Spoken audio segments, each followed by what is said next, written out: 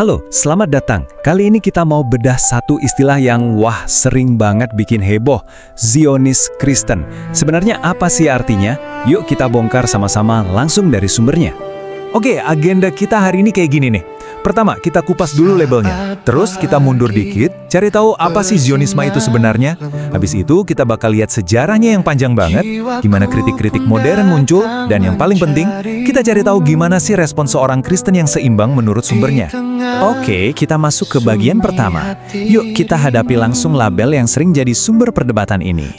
Pertanyaannya gini deh, kalau Anda sebagai seorang Kristen mendukung Israel, apa itu otomatis bikin Anda jadi Zionis Kristen? Nah, di dunia maya kita, di Konohasana, label ini tuh cepet banget ditempelkan.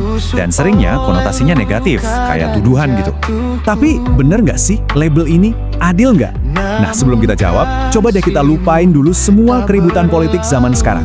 Kita harus balik ke akarnya. Zionisme itu aslinya apa sih? Nah, ini bagian yang menarik banget. Karena ternyata makna asli Zionisme itu jauh beda dari yang sering kita dengar atau baca hari ini. Jadi gini, Zionisme itu pada intinya adalah sebuah gerakan di abad ke-19. Dipelopori oleh Theodor Herzl. Tujuannya apa? Simple. Untuk mendirikan kembali sebuah tanah air buat orang-orang Yahudi di tanah leluhur mereka. Kenapa? Karena mereka udah dianiaya berabad-abad, tersebar di mana-mana. Jadi, ini bukan soal agresi loh. Menurut sumber ini adalah gerakan untuk bertahan hidup, kebutuhan akan sebuah rumah yang aman. Dan kalau kita lihat sejarahnya, ini panjang banget. Hubungan bangsa Yahudi dengan tanah ini tuh udah ribuan tahun. Mulai dari zaman kerajaan Daud dan Salomo, terus pecah jadi dua kerajaan. Kerajaan utara dibuang sama Asyur, hilang dari sejarah. Kerajaan selatan dibuang ke Babel. Terus puncaknya di tahun 70 Masehi, bait suci dihancurkan Romawi, dan mulailah mereka tersebar ke seluruh dunia selama hampir 2000 tahun. Nah, semua penderitaan dan kerinduan inilah yang jadi latar belakang munculnya gerakan Zionis modern di tahun 1897. Dan dari sejarah panjang ini, muncul sebuah nubuat Alkitab yang jujur aja luar biasa. Bukan cuma soal sekali pulang, tapi 2 kali. Betul, 2 kali. Alkitab ternyata menubuatkan bangsa Yahudi akan kembali ke tanah mereka sebanyak 2 kali. Yang pertama udah kejadian di zaman dulu, dan yang kedua, itu terjadi di zaman kita sekarang. Kepulangan yang pertama itu terjadi setelah mereka dibuang ke Babel. Mereka akhirnya boleh pulang, tapi siapa yang ngasih izin? Nah, ini dia yang bakal bikin kaget. Percaya atau enggak, Zionis pertama itu justru seorang raja Persia, namanya Kores, dari Iran modern.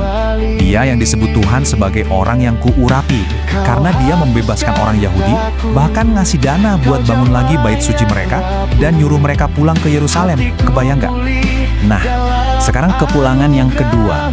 Ini terjadi hampir 2000 tahun setelah mereka disebar oleh Romawi.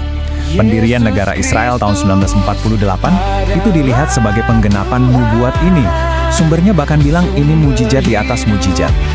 Nah, dari sejarah yang luar biasa ini, kita sampai ke bagian yang paling panas dan paling sering jadi perdebatan hari ini. Konflik modern soal kepemilikan tanah. Di satu sisi, ada tuduhan utama. Zionisme itu proyek penjajahan yang merebut tanah Palestina. Tapi, di sisi lain sumber ini ngasih argumen balasan. Katanya, sertifikat kepemilikan paling tua itu ya Alkitab, yang ngasih tanah itu ke keturunan Abraham. Dan kalau bicara siapa penuntut paling tua yang masih ada sampai sekarang, ya Israel, karena penduduk asli Kanaan udah nggak ada lagi. Soal tuduhan penjajah, sumber ini juga menunjuk ke rencana PBB tahun 1947 yang ditolak pihak Arab, yang kemudian berujung perang. Sumber ini juga ngasih satu poin menarik soal nama Palestina.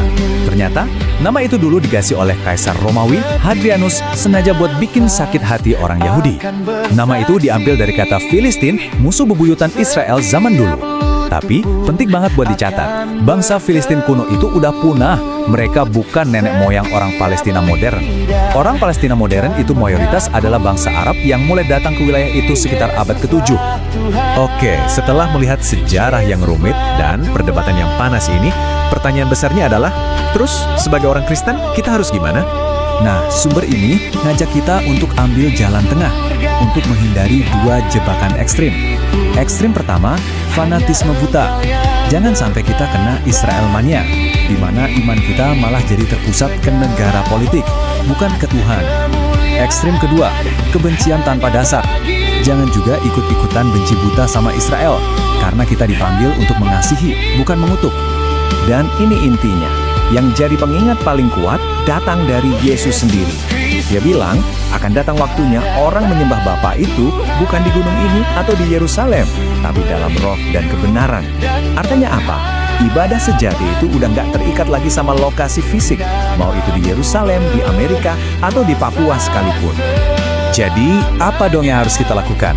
Menurut sumber ini, respons kita harusnya bersifat rohani, bukan politik. Pertama, doakan kedamaian untuk wilayah itu. Kedua, doakan semua orang yang terlibat, baik orang Israel, Iran, Libanon, dan Palestina. Ingat, banyak dari mereka juga saudara seiman kita, orang Kristen.